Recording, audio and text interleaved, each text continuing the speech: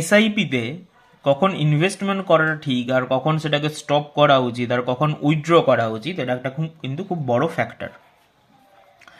এবার আজকের দিনে দাঁড়িয়ে দেখা যাচ্ছে যে অনেকে এসআইপি থেকে তুলে নিচ্ছে, তো সেখানে একটা মেল আমি দেখলাম এসছে, যে এই যে মেলটা, stop SIPs during market down turns.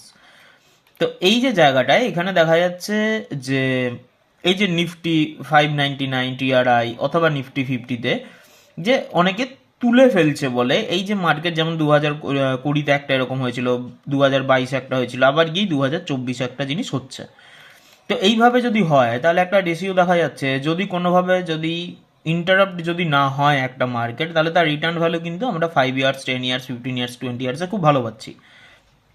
যদি পড়ে যায় তাহলে অলমোস্ট আমরা দেখতে পাচ্ছি যে মার্কেটের যে মূল্যবৃদ্ধির যে হার, তার থেকেও আমরা বেশি পাচ্ছি। এখন 7% চলছে যে কোনো মূল্যবৃদ্ধি, সেখানেও 12.87, 12.35, 12.51, 19.15%, এইভাবে আমরা রিটার্নগুলো পাচ্ছি। তো দেখতে গেলে তবু আমাদের প্রফিট, পুরো লস নয়। এবার অনেকের একটা প্রশ্ন যে মার্কেট যে এইভাবে ডাউন হচ্ছে, এটা অবশ্যই 31শে ডিসেম্বর 2024-এর রিপোর্ট, ঠিক আছে। তো এটা আবার একটা অনেকের ডাউট যে মার্কেট যে এইভাবে ডাউন হয়ে যাচ্ছে, তো এই ক্ষেত্রে আমরা কি করব বা কি হবে এইখানে। এটা বুঝতে গেলে আগে বুঝতে হবে, আমরা যখন মিউচুয়াল ফান্ডে কোথাও ইনভেস্ট করি, আগে দেখতে হয় সে কোন ফান্ডকে বেঞ্চমার্ক হিসাবে ইউজ করছে। বেঞ্চমার্কটা কি একটু পেনটার মাধ্যমে আমরা বুঝি।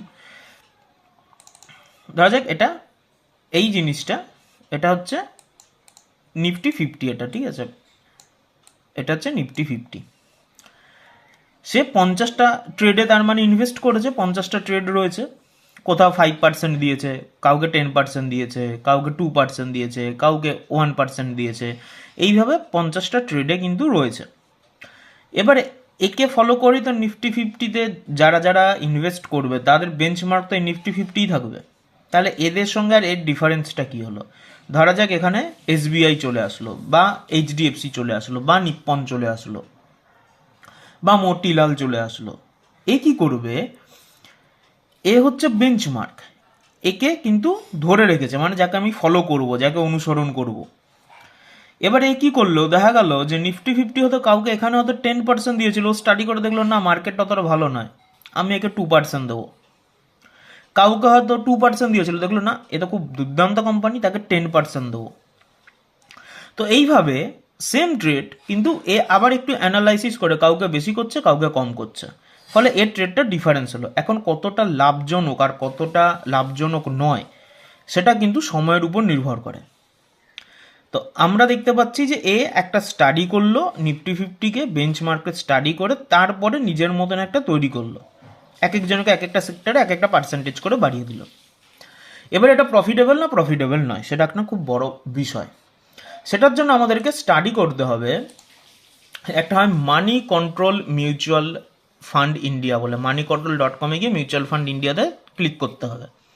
ওকে, তো এখানে যখন আমরা ক্লিক করব তখন নিচের দিকে না সমস্ত কোম্পানি, এখানে ট্রেলিং আছে, এসআইপি আছে, ইয়ারলি আছে। আমি এসআইপি দেখছি, এসআইপি যেহেতু আমাদের এখন সব থেকে বড় ভাইটাল বিষয় একটা।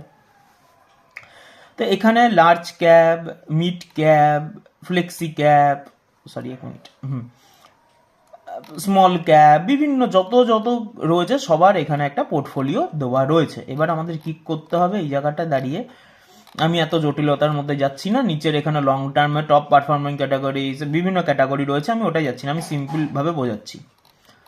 ধরা যাক আমি আমার যেগুলো বলছি, আমার বেসিক্যালি নর্মালি আমি এখন হাতের সামনে যেটা দেখতে পাচ্ছি, HDFC flexi cap, Kotak flexi cap, Nippon small India, ICICI Prudential. এবার আমি এটা আগে থেকে খুলে রেখেছি ট্যাবটা। এ বেঞ্চমার্ক কাকে করেছিল? নিফটি 50-কে করেছিল তো বেঞ্চমার্ক। তাহলে নিফটি 50 1 ইয়ার রিটার্ন আমাকে দিয়েছে 1.28%। কিন্তু আমি যেখানে এই যে দিস স্কিম, মানে যে স্কিম আমার টাকাটা ইনভেস্টমেন্ট রয়েছে, সে আমাকে দিয়েছে 8.97%। এবার বলবে বাহ, এটা তো খুব ভালো, তাহলে এখানে ইনভেস্ট করি। এটা আরও বড় ভুল। কখনো একটা কন্ডিশন দেখে ইনভেস্টমেন্ট এসআইপিতে করা উচিত নয়। লং টাইম, অ্যাভাব 5 ইয়ার্স, অথবা চেক করে করে দেখতে হবে। যেমন আমি যদি একে 3 মান্থসে চলে যাই, তাহলে কিন্তু এখানেও নিফটি 50 -12.14 দিয়েছে, এখানে কিন্তু আমার যে স্কিম সেটা -7.94, মানে এখানে আমার প্রফিটেবল রয়েছে। লং টাইমে যদি চলে যাই মানে অ্যাভাব 5 ইয়ার্সের উপরে চলে যাচ্ছে সেটা, ঠিক আছে। নিফটি 50 কিছুই দিতে পারেনি, কিন্তু সেখানে যে স্কিমে ইনভেস্টমেন্ট সে কিন্তু 18.68% রিটার্ন দিয়েছে। তার মানে আমার কাছে HDFC flexi cap fund market condition যাই হোক না কেন এটা আমার কাছে প্রফিটেবল। যদি মাইনাসেও যায় তাহলেও আমার প্রফিট, যদি নাও যায় তাহলেও প্রফিট। সেম আসছে আমি কোটাক ফ্লেক্সি ক্যাপের ক্ষেত্রে, 1 ইয়ারে নিফটি ফিফটি 1.28%, মানে যাকে বেঞ্চমার্ক করেছে সে দিতে পারছে না, তাকে ফলো করে যে তৈরি করেছে সে তার থেকে বেশি দিচ্ছে। 3 মান্থসে যদি দেখা যায় অলমোস্ট কাছাকাছি, নিফটি ফিফটিও -12.14% দিয়েছে, আর এই স্কিমও -11.25% লস খেয়েছিল। কিন্তু টোটাল যখন আমি অ্যাবাভ 5 ইয়ার্সে চলে গেলাম, দেখা যাচ্ছে এখানেও নিফটি ফিফটি কিচ্ছু দিতে পারলো না, কিন্তু তাকে ফলো করে যে বানিয়েছিল সে কিন্তু 13.76% কিন্তু রিটার্ন দিয়ে দিয়েছে। সেম নিপ্পনও দলে এইভাবে জিনিসটা হয়। যেমন এই যে আমি এটা 1 ইয়ার যদি দেখি 0.03% দিয়েছে, কিন্তু সেইখানে দিয়েছে 2.78%। এবার যদি 5 ইয়ার্স দেখি তাহলেও দেখছি কিন্তু আমার এখানে এটা আমার প্রফিটেবল, অর্থাৎ আমার ইনভেস্টমেন্ট অ্যামাউন্টগুলো কিন্তু এখানে আমার লাভজনক রয়েছে। কিছু কিছু ক্ষেত্রে হতে পারে যে এখানে হয়তো দেখাচ্ছে না কিছু নেই, তার মানে হতে পারে যে সে হয়তো রিসেন্টলি হয়তো মার্কেটে এসছে, সেটাও হতে পারে। সেম আইসিআইসিআই প্রুডেন্সিয়ালের ক্ষেত্রে আমরা দেখতে পাচ্ছি যে এইখানে দেখা যাবে আইসিআইসিআই প্রুডেন্সিয়ালের ক্ষেত্রে যেটা আমরা দেখছি যে এই যে যাকে বেঞ্চমার্ক ধরেছে সে কিন্তু বেশি আমাকে রিটার্ন দিয়েছে, আমার স্কিম কিন্তু কম রিটার্ন দিয়েছে অ্যাবাভ 5 ইয়ার্সে।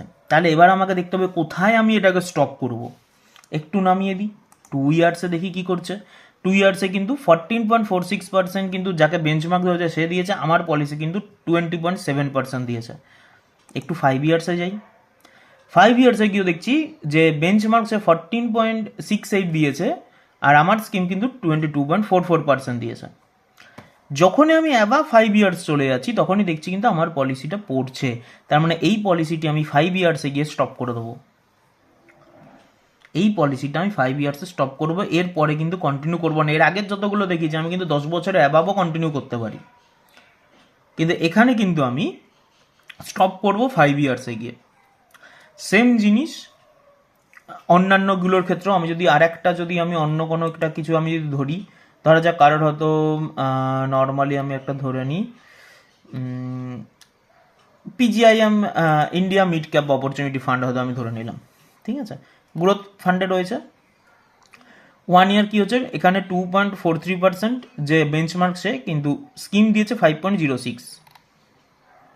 5 ইয়ার্স দেখি অলমোস্ট কাছাকাছি চলে গেছে।